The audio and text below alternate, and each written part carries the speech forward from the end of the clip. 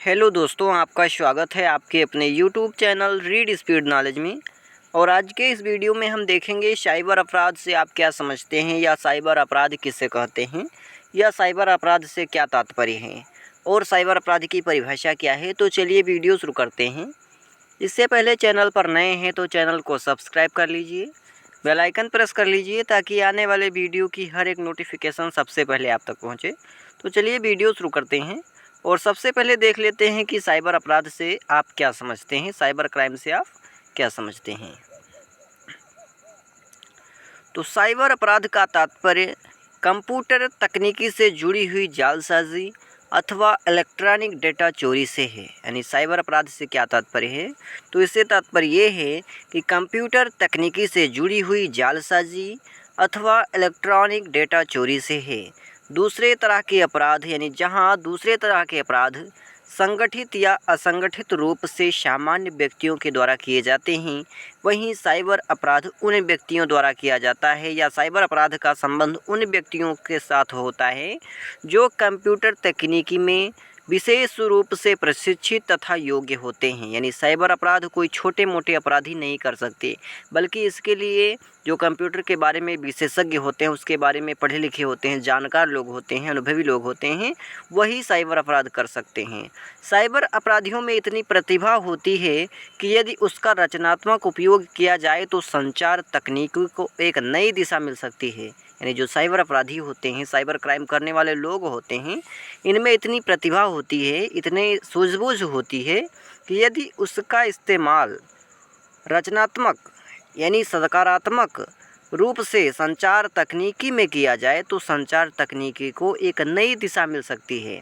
लेकिन इसके विपरीत जब कंप्यूटर प्रौद्योगिकी में अति कुशल यानी अति जानकार और मेधावी लोग अपनी दक्षता का उपयोग करके, अपनी प्रतिभा का उपयोग करके, अपने ज्ञान का नॉलेज का उपयोग करके कंप्यूटर के माध्यम से गबन करते हैं, गुप्त आंकड़ों की चोरी करते हैं, जो प्राइवेसी वाले आंकड़े हैं उसको चोरी करते हैं, चुरा लेते हैं, अश्लीलता को प्रोत्साहन देते हैं, अथवा हजारों कंप्यूटर में वायरस छोड़कर उनकी कार्यप्रणाली को ठप कर देते हैं, तो इन कार्यों को हम साइबर अपराध कहते हैं। अब आगे देख लेते हैं साइबर क्राइम की परिभाषा क्या है, डिफिनेशन क्या है। तो इसके अनेक विद्वानों ने अपने अपने शब्दों में परिभाषित किया है। यानी साइबर अपराध, साइबर क्राइम को अनेक विद्वानों ने भिन्न भिन्न रूप से, भिन्न भिन्न शब्दों में, अर्थों में परिभाषित किया है। लेकिन लगभग सबका यही मत रहा है कि जब कंप्यूटर प्रौद्योगिकी के ज्ञान का दुरुपयोग कानून विरोधी और अनैतिक कार्यों के लिए किया जाता है, यानी कंप्यूटर प्रौद्योगिकी के ज्ञान का दुरुपयोग, यानी जो नॉलेज उनके पास होता है उस नॉलेज का उपयोग यानी दुरुपयोग, वो उसका क्या करते हैं, दुरुपयोग करते हैं, कानून विरोधी और अनैतिक कार्यों के लिए किया जाता है, तब ऐसे व्यवहारों को हम साइबर अपराध कहते हैं, साइबर क्राइम कहते हैं। पहली परिभाषा है डॉन बी वार्कर के अनुसार कि कोई भी वह अवैधानिक कार्य, डॉन बी वार्कर के अनुसार क्या है कि कोई भी वह अवैधानिक कार्य जिसे पूरा करने के लिए कंप्यूटर प्रौद्योगिकी के परिचालन का विशेष ज्ञान आवश्यक होता है, उसे हम साइबर अपराध कहते हैं। यानी कोई भी घोर अनैतिक या अवैधानिक ऐसा कार्य जिसको करने के लिए कंप्यूटर का ज्ञान होना आवश्यक है, उसे हम साइबर अपराध कहते हैं।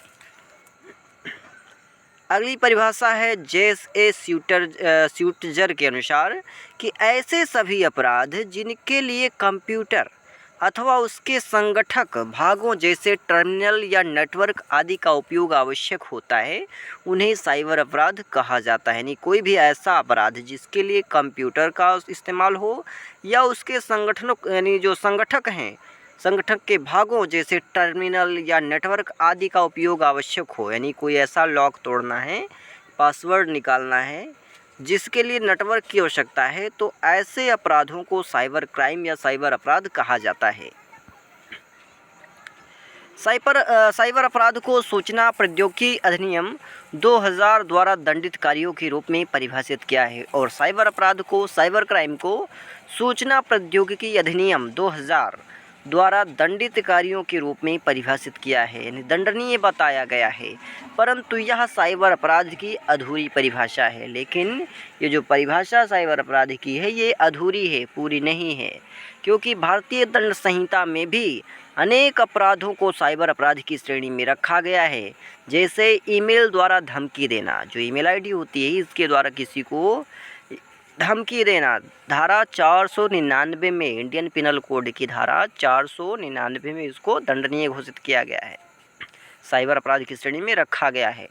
इलेक्ट्रॉनिक रिकॉर्ड से धोखाधड़ी करना, धारा 463 में दे रखा है। नकली वेबसाइट या साइबर अपराध धोखेबाजी, धारा 420 में, यानी धोखाधड़ी वाले में दे रखा है। नकली ईमेल, धारा 463 इत्यादि को साइबर अपराध की श्रेणी में रखा गया है। तो आज के लिए इतना ही, मिलते हैं किसी और वीडियो में। तब तक के लिए जानकारी पसंद आए तो ज़्यादा से ज़्यादा मित्रों में शेयर करें, लाइक करें और चैनल को सब्सक्राइब करें। नए टॉपिक के लिए कमेंट करें।